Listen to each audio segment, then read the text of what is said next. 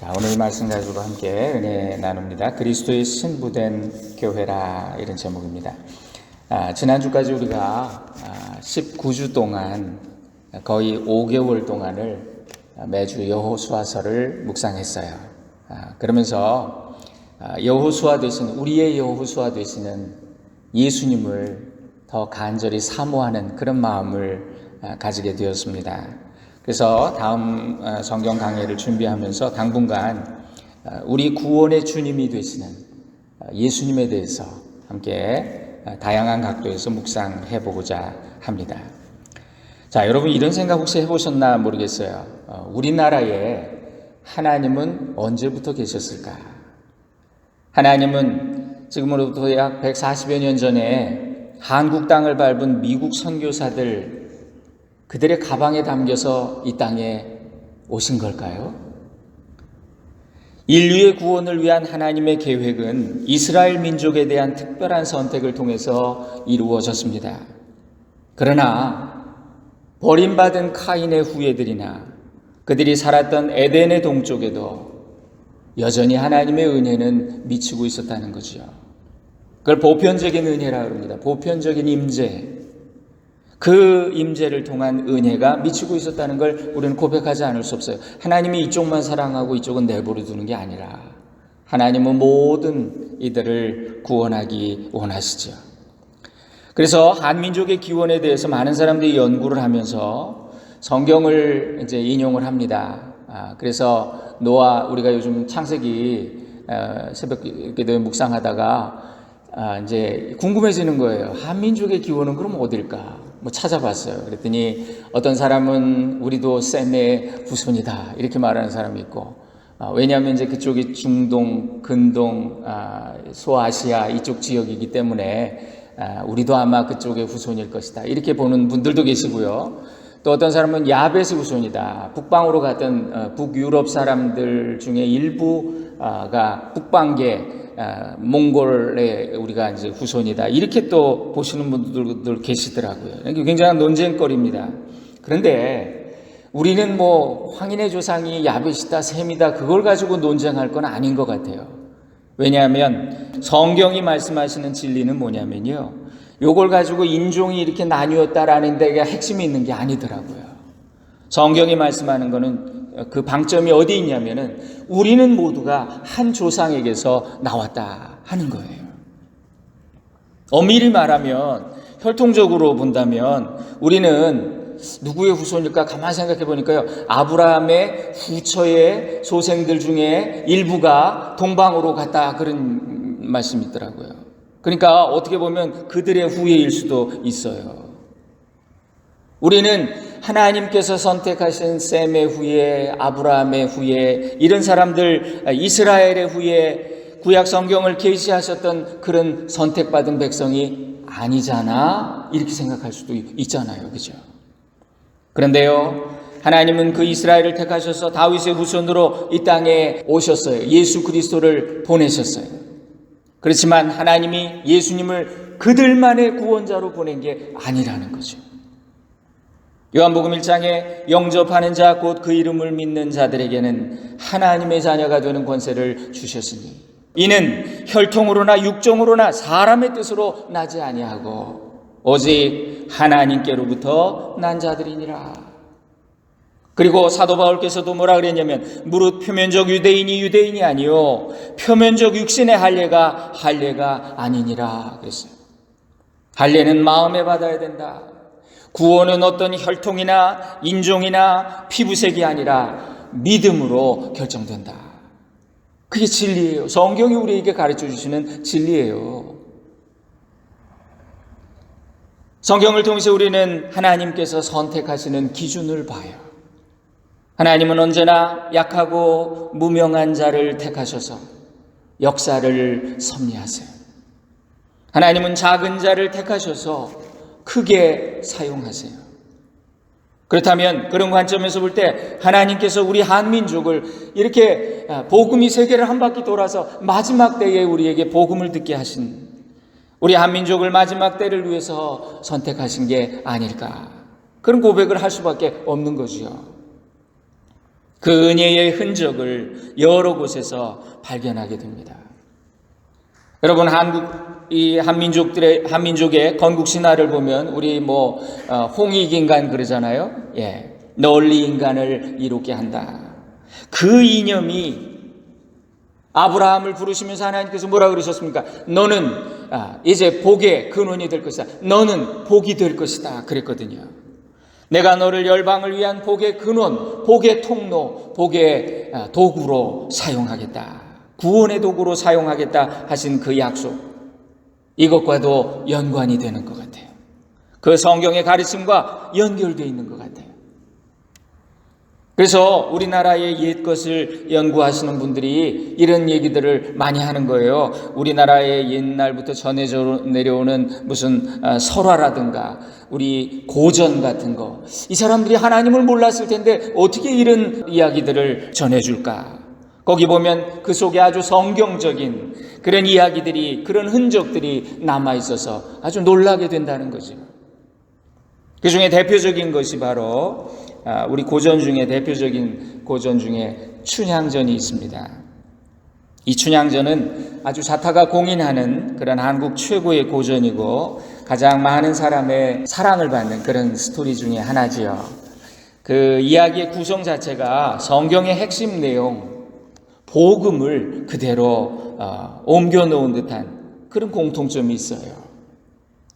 성경은 하나님과 인간의 만남을요, 결혼으로 비유합니다. 구약에서는 이집트에서 고통받던 히브리 노예들을 모세라고 하는 사람을 보내셔서 그 위대한 지도자가 그들을 신의 산으로 인도해서 하나님과 언약을 맺게 돼요. 신의 산의 언약을 보면 마치 결혼의 언약처럼 너는 내 백성이 되고 나는 너의 하나님이 되고 나는 당신의 아내가 되고 당신은 나의 신랑이 되고, 신약에서는 하나님의 계시의 정점이 되시는 예수 그리스도를 신랑이라고 가르쳐 주세요. 교회와 성도는 그분의 신부다. 하나님과 우리는 결혼의 관계같이 그렇게 언약을 맺은 관계다. 그래서 오늘 함께 우리가 읽은 고린도후서 11장에 보니까 사도 바울께서 내가 너희를 정결한 처녀로 한 남편인 그리스도께 드리려고 중매함이로다.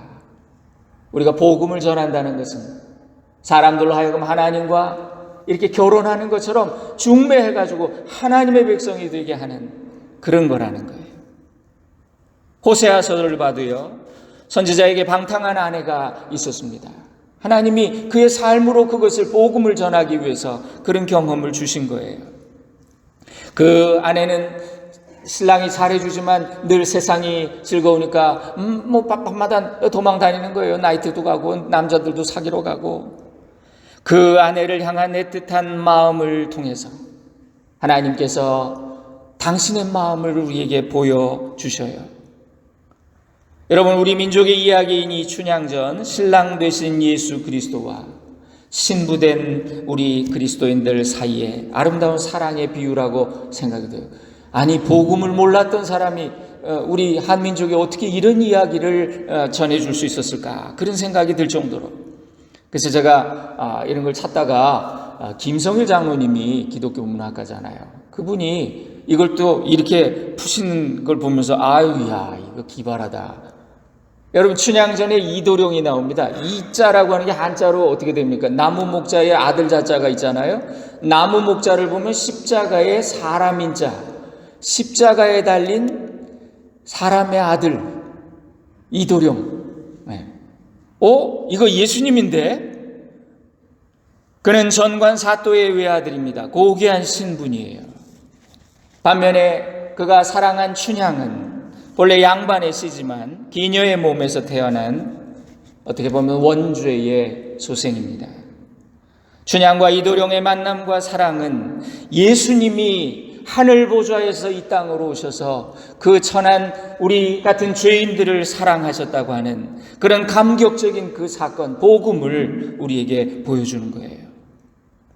그런데 예수님은 이 땅에서 육신을 입고 계셨기 때문에 33년 짧은 사역을 마치고 내가 다시 돌아올 것이다 라고 약속하고 떠나신 것처럼, 여기 이도령도 춘향에게 사랑의 약조를 하고 떠납니다. 내 꼭 장원급제해서 돌아오리다. 그대를 데리러 오리다. 이러면서 떠났어요. 그 이후에 춘향이 사는 남원고을에 나쁜 변학도에 나타나가지고 변학도가 그 폭정하에 이 마을이 놓이게 됩니다. 여러분 보세요. 그리스도가 떠나시고 다시 오실 그때까지 이 세상은 악한 정사와 공중의 권세 잡은 사탄이 지배하는 곳입니다. 변학도는 이도령의 신부된 춘향을 넘어뜨리려고 유혹합니다. 회유합니다. 극기하는 협박합니다. 옥에다 가둬요. 너 버리고 떠난 신랑 잊어버리고 나랑 같이 살자 그러는 거죠.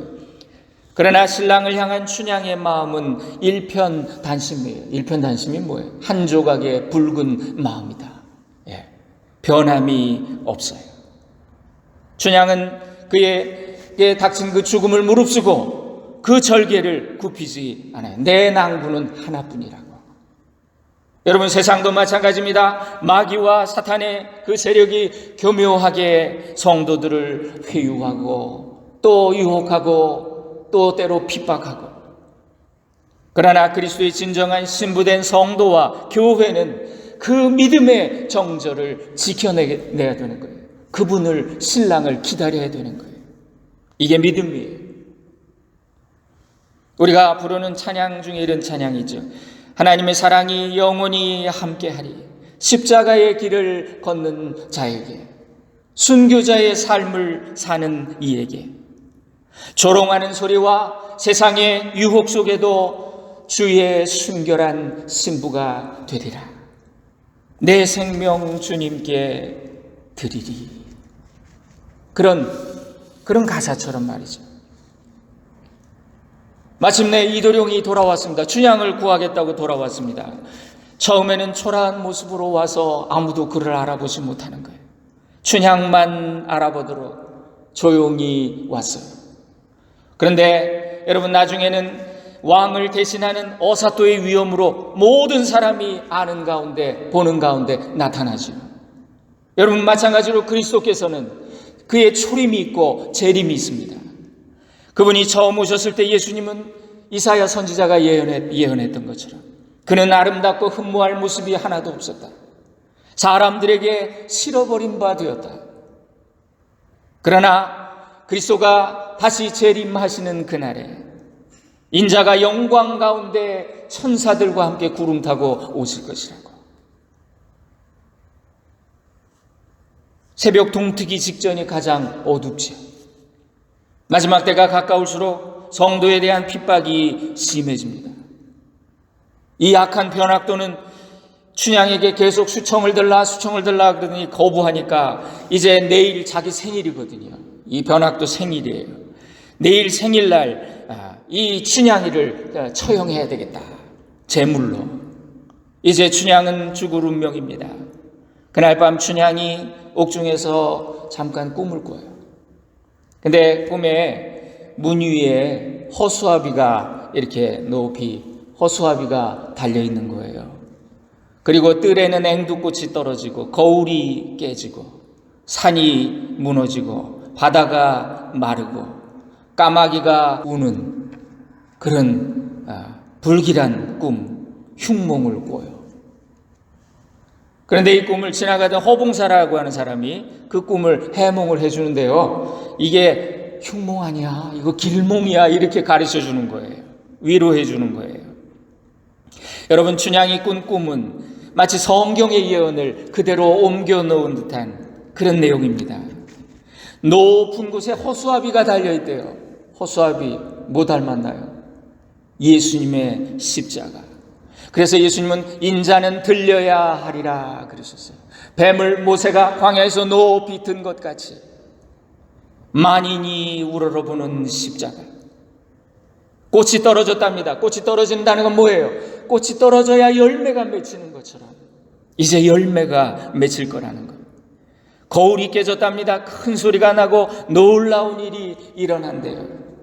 여러분 산이 무너지면 평지가 될 것이며 이사야 40장에 그리고 데살로니가전서에도 물이 마르면 모든 비밀이 드러나게 될 것이다. 사무엘하 22장에 보니까 다윗이 이렇게 시를 썼습니다. 이렇게 고백했어요. 여호와의 꾸지람과 콧김으로 말미암아 물밑이 드러나고 세상의 기초가 나타났도다.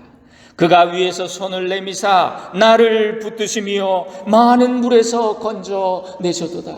물에 빠져서 허우적거리는데 갑자기 물이 다 빠져버리고 살아났어요. 그 다음에 까마귀가 우는 소리를 들어보면 까마귀가 어떻게 우나요? 가오 가오 그러죠.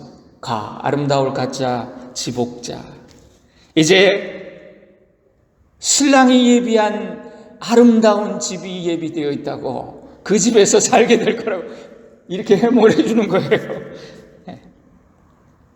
그런데 지금 춘향은 어떻습니까? 그의 현실은 목에 칼을 쓰고 죽기만 기다리는 거예요. 자기 신랑 왔다고 좋아했는데 보니까 행색이 거지야. 여러분, 이 춘향에게 예언은 믿기 힘든 현실이었어요. 우리 그리스도의 신부된 핍박당하는 우리 성도들도 요한계시록에 예언된 최후의 승리, 이제 신랑이 오셔서 그 화려한 잔치자리에 우리를 부르실 거라고 하는 그 예언, 그것이 지금의 고난과 박해를 받고 있는 성도들에게는 정말 믿기 힘든 약속 같아요. 마침내 더데이, 그날이 되었습니다. 최후의 날입니다. 심판의 날입니다. 변학도 생일. 잠시 이몽룡이 거짓골로 나타나더니 나도 술 한잔 주시오 그러면서 올라와가지고 술 얻어먹고, 술 얻어먹었으니까 시 한 수 올리겠습니다 그러면서 시를 썼는데, 금준미주는 천인혈이요 옥반가요는 만성고라. 총누락시 민누락이요 가성고쳐 원성고라.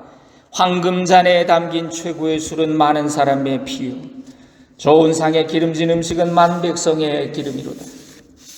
잔치에 촌농이 떨어질 때 백성의 눈물도 떨어지고, 즐거운 노랫소리가 있는 곳에 백성의 원한 소리도 드높도다. 턱 쏙 놓고 슬쩍 나가요. 여러분, 사람들이 웅성웅성합니다. 이게 뭐지? 여러분, 이제 변학도가 분위기 다 잡기 위해서, 공중권세 잡은 사탄이잖아요, 이 변학도.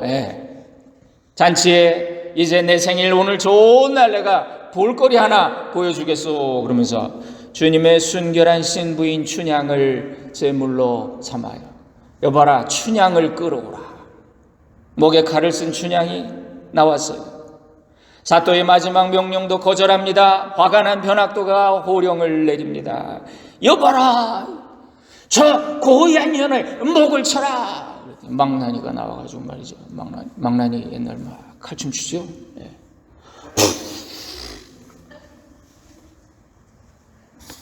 딱 됐다가 사람들 막 조마조마. 그 긴장된 순간에 청천벽력 같은 나팔 소리, 고함 소리가 들립니다. 뭐죠, 여러분? 뭐예요? 아맹어사. 아맹어사 마패 없나? 마패? 아맹어사 출토요. 다 그런다.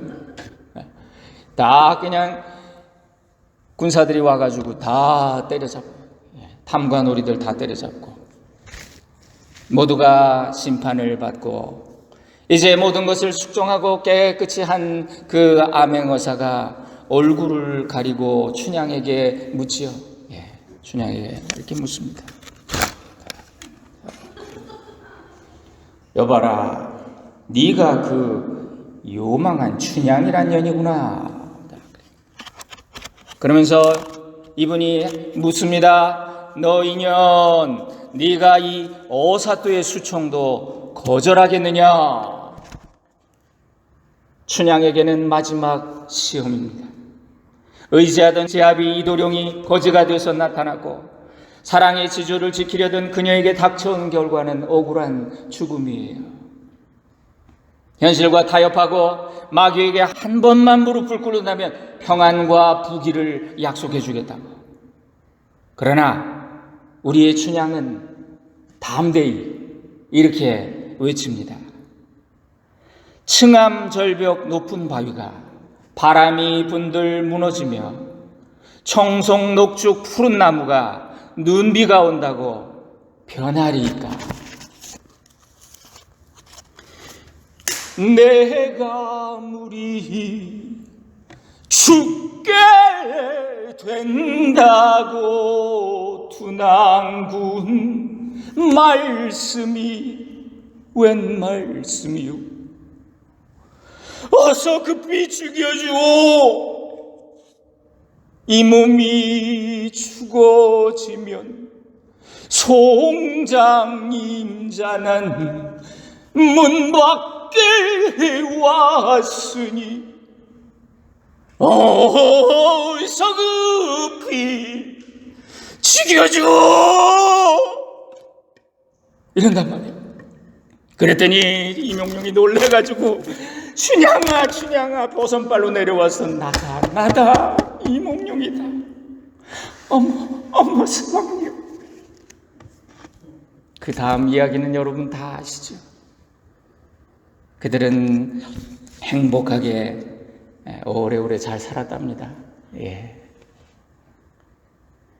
신랑 되신 예수님께서 하늘로 떠나시며 신부가 된 우리 그리스도인들에게 내 꼭 다시 오리라 약속을 해주셨어요. 그날이 오기까지. 그 동안을 우리는 어떻게 살? In the meantime이라고 그러잖아요. 그 동안을 우리가 어떻게 살 건가? 어떻게 우리가 이 험한 세상의 유혹과 싸워서 이기며 기다릴 수 있을까? 이 춘향이 많은 시련 속에서도 이몽룡에 대한 사랑으로, 신랑에 대한 사랑으로 견딜 수 있었던 것처럼 우리 그리스도의 신부된 성도들에게 필요한 것은 그리스도에 대한 사랑에 대한 그 확신, 끊을 수 없는 신뢰. 그래서 사도 바울은 예수 믿고 발자국 오신 것이 아니라 인생이 완전히 꼬였지만 무엇이 세상의 그 무엇이 나를 그리스도의 사랑에서 끊어놓을 수 있겠는가? 누가 우리를 그리스도의 사랑에서 끊으리요? 환난이나 어려움이나 박해나 굶고 헐벗는 것이나 위험이나 칼이겠느냐? 여러분, 본문 말씀은요, 신랑 되신 심판의 주님 예수 그리스도가 오시는 그때의 모습을 우리에게 보여주고 있습니다. 또 내가 들으니 허다한 무리의 음성과도 같고 많은 물소리와도 같고 큰 우레소리와도 같은 소리로 이르되 할렐루야, 주 우리 하나님 곧 전능하신 이가 통치하시도다. 우리가 즐거워하고 크게 기뻐하며 그에게 영광을 돌리세. 어린 양의 혼인 기약이 이르렀고 그의 아내가 자신을 준비하였으므로 그에게 빛나고 깨끗한 세마포 옷을 입도록 허락하셨으니 이 세마포 옷은 성도들의 옳은 행실이로다. 춘향은 모든 것이 회복되고 아름다운 신부의 옷을 입혀 성대한 결혼 잔치가 열렸어요. 초대교회 성도들은 극심한 박해 속에서도 다시 오실 신랑 되시는 그 예수님을 기다리는 신부의 마음으로 그들의 신앙의 정절을 지켰습니다. 그러나 오늘날 그리스도인들의 모습은 어떻습니까? 주님이 다시 오실 것 재림은 믿지도 않는 사람이 그렇게 많아요. 2000년대 때면 언제 오시는 거야? 이미 포기한 신부처럼 무기력하게 살아요. 주님은 반드시 다시 오십니다. The day, 그날 주님이 오시는 날 우리는 모두 그분 앞에 서게 될 거예요. 그날은 사랑을 지킨 춘향이가 어사 또 부인이 되는 날입니다. 영광의 날이고 구원의 날입니다. 그러나 반대로 만일 그 춘향이 사랑을 저버리고 세상과 타협하며 바람났다면 그 바람난 춘향에게는 그날이 제삿날이고 심판의 날이 될 것입니다.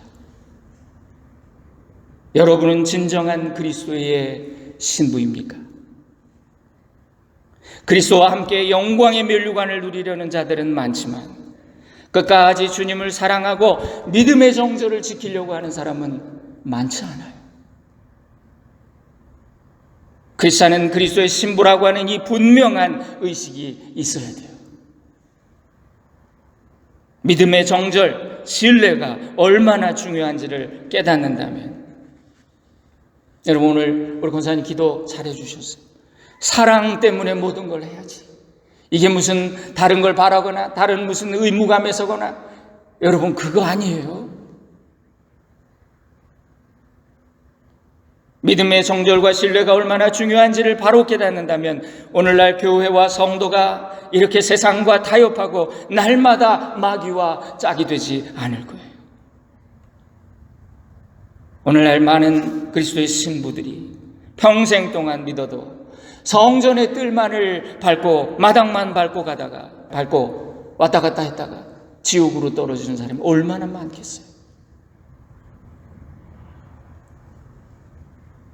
저는요, 이렇게 작은 교회, 우리 몇 명 안 되는데, 저는 읽을 때마다 요즘 두세 사람 내 이름 모인 곳에, 난 그 예전에는 그거 실감하지 못했어요. 그런데 그 말씀이 그렇게 와닿는 거예요. 주님이 계시면 되겠다. 주님이 안 계시면 수천, 수만 명이 모여도 그거 소용없잖아요. 저와 여러분이, 우리 교회가 그리스도의 정결한 신부로 준비되어 정말 그날에 모두가 들림받는 그런 은혜가 있기를 주님의 이름으로 간절히 축원드립니다. 기도하겠습니다. 주님, 저희를 온전케 하옵소서, 거룩하게 하옵소서. 그리하여 마침내 주님을 배울 때 사랑받을 신부로 들림받는 구원의 백성, 주의 신실한 종들이 되게 하옵소서. 예수님의 이름으로 기도 올립니다. 아멘.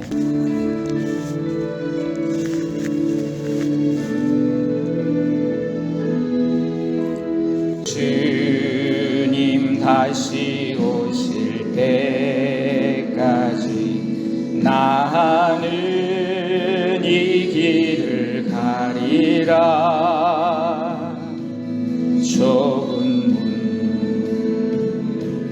좁은 길 나의 십자가 지고 나의 가는 이 길 끝에서 나는 주님을 보리라. 영광의 내 주님